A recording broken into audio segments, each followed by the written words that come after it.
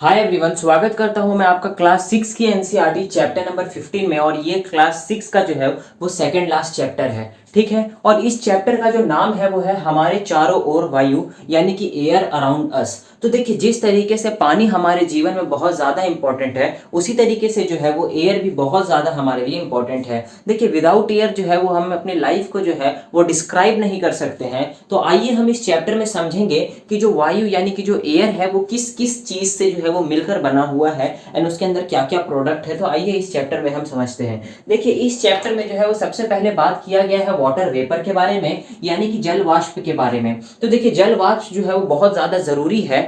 क्यों ज़रूरी है वो इसमें लिखा हुआ है कि जल चक्र के लिए जल वाष्प का होना यानी कि उपस्थित होना अनिवार्य है। तो देखिए, जब भी इवापोरेशन के थ्रू जो है वो वाटर वेपर जब जाता है कंडेंस होने के लिए, तो वो एयर के थ्रू ही जाता है, यानी कि वाटर वेपर जो है बहुत ज़्यादा इंपॉर्टेंट होता है एयर में, ठीक है। अब इसमें हम सेकंड चीज़ की बात करते हो तो सेकंड जो है वो है ऑक्सीजन। ऑक्सीजन भी अच्छे अमाउंट में होता है। देखिए, वायु का वह घटक जो जलने में सहायक करता है उसे हम ऑक्सीजन कहते हैं। अब एयर के अंदर ऑक्सीजन होता है, तो जो आग जलाते हैं वो ऑक्सीजन की वजह से ही जलता है, तो इसलिए भी जो है वो एयर में ऑक्सीजन प्रेजेंट होता है। फिर उसके बाद नाइट्रोजन भी प्रेजेंट होता है। एज सच नाइट्रोजन बहुत ज्यादा अमाउंट में प्रेजेंट होता है। देखिए, वायु का वह भाग जो जलने में सहायक नहीं करता है उसे नाइट्रोजन कहते हैं, यानी कि ठीक ऑक्सीजन का उल्टा।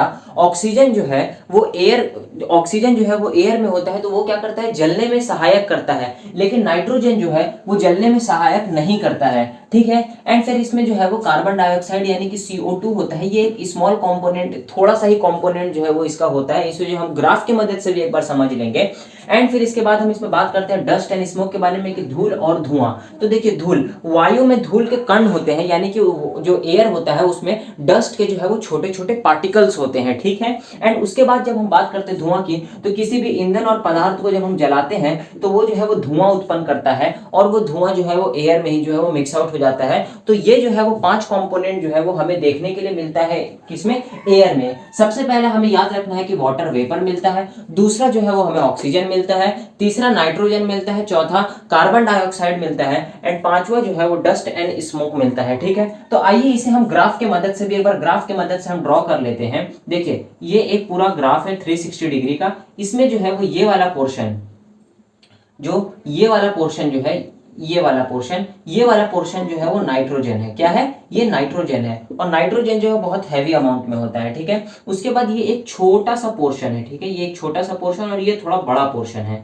तो देखिए, इस तरीके से हम इसमें समझते हैं। तो ये बड़े पोर्शन में जो है वो क्या है, ये वाला जो बड़ा पोर्शन है ये है ऑक्सीजन। इसमें क्या है, ऑक्सीजन है। एंड ये वाला जो पोर्शन आपको दिखाई दे रहा है ना, इसमें वाटर वेपर भी होते हैं, इसमें जो है वो डस्ट होता है एंड स्मोक होता है, एंड इसी में जो है वो कार्बन डाइऑक्साइड होता है, ठीक है। तो अब अगर हम इसे परसेंटेज की तरफ अगर हम इसे डिफाइन करते हैं, तो देखिए 99% जो है वो इसमें नाइट्रोजन होता है, और 1% में जो है वो ये सब चीज आ जाता है। क्या आ जाता है, 1% में वाटर वेपर आ जाता है, डस्ट आ जाता है, कार्बन डाइऑक्साइड आता है, और ऑक्सीजन आता है। तो उम्मीद करता हूं कि ये भी चैप्टर, ये वाला जो पॉइंट जो मैंने आपको समझाया वो समझ में आ गया है। अब इसका जो है वो एनसीईआरटी की समरी से कुछ मैंने इंपॉर्टेंट पॉइंट्स उठाए हैं, फटाफट से मैं उसे भी जो है वो एक्सप्लेन कर देता हूं।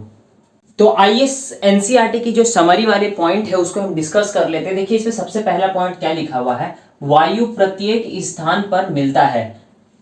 हम वायु को देख नहीं सकते हैं परंतु इसे अनुभव कर सकते हैं। यानी कि देखिए, बात एकदम सही है कि जो एयर जो है वो हर जगह पर मौजूद है, बशर्ते जो है वो एयर को हम देख नहीं सकते हैं, लेकिन अपनी स्किन के थ्रू जो है वो हम उसे महसूस कर सकते हैं। वो ये पहला पॉइंट में लिखा हुआ है। दूसरा पॉइंट ये है, गतिशील वायु को पवन कहते हैं, यानी कि जो वायु जो है वो गति में रहता है उसी को क्या हम कहते हैं, पवन कहते हैं, ठीक है। एंड नेक्स्ट पॉइंट है, वायु जगह घेरता है, यानी कि वायु जो है वो एयर जो है वो स्पेस को जो है वो ऑक्यूपाइड करता है, ठीक है। फिर इसमें नेक्स्ट पॉइंट है, जल तथा मिट्टी में वायु उपस्थित होता है।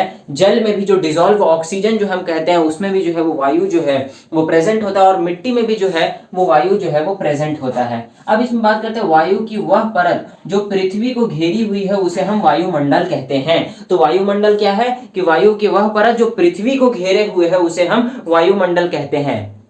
और बिना वायुमंडल के हम लाइफ जो है वो डिस्क्राइब नहीं कर सकते हैं। अच्छा, हमने तो पिछले वाले स्लाइड में देखा था वायु में वाटर वेपर होता है, ऑक्सीजन होता है, नाइट्रोजन होता है, कार्बन डाइऑक्साइड होता है, डस्ट एंड स्मोक होता है। तो वाटर वेपर जो है बहुत ज्यादा इंपॉर्टेंट है। ऑक्सीजन किसे कहते हैं, तो जलने में जो सहायक करता है उसे ऑक्सीजन कहते हैं। एंड नाइट्रोजन जो जलने में सहायक नहीं करता है और बहुत बड़ा भाग होता है यानी कि 99% वाला, वो नाइट्रोजन हो गया। एंड CO2 की हम बात करते हैं तो ये एक स्मॉल कंपोनेंट होता है एयर में। और डस्ट एंड स्मोक यानी कि धूल एवं धुएं की बात करते हैं तो धूल जो है वो, डस्ट जो है वो एयर में जो है वो प्रेजेंट होता है इन अ माइन्यूट पार्टिकल्स। और स्मोक जो है वो किसी चीज को जलाने पर, किसी ईंधन या पदार्थ को जलाने पर जो उसमें से जो धुआं उत्पन्न होता है उसे जो है वो हम स्मोक कहते हैं। ठीक है, अब इसमें नेक्स्ट और बहुत इंपॉर्टेंट पॉइंट यहाँ से सवाल को पूछा जा सकता है वो ये है, वायु में यानी कि ऑक्सीजन और कार्बन डाइऑक्साइड के आदान प्रदान के लिए पौधे तथा जंतु एक दूसरे पर निर्भर होते हैं। यानी कि ऑक्सीजन और कार्बन डाइऑक्साइड के आदान प्रदान के लिए जो पौधे होते हैं और जो जंतु यानी कि प्लांट एंड एनिमल्स जो होते हैं, प्लांट एंड एनिमल जो होते हैं वो एक दूसरे पर निर्भर करते हैं। तो उम्मीद करता हूं कि ये भी चैप्टर आपको बहुत अच्छे तरीके से समझ में आ गया होगा। अब इसके बाद जो है वो एक लास्ट चैप्टर बचता है जिसमें हम गार्बेज के बारे में पढ़ेंगे, यानी कि कचरा संग्रहण के बारे में हम पढ़ेंगे। तो मिलता हूं मैं आपको उस नेक्स्ट लेक्चर में, तब तक के लिए जय हिंद, जय भारत।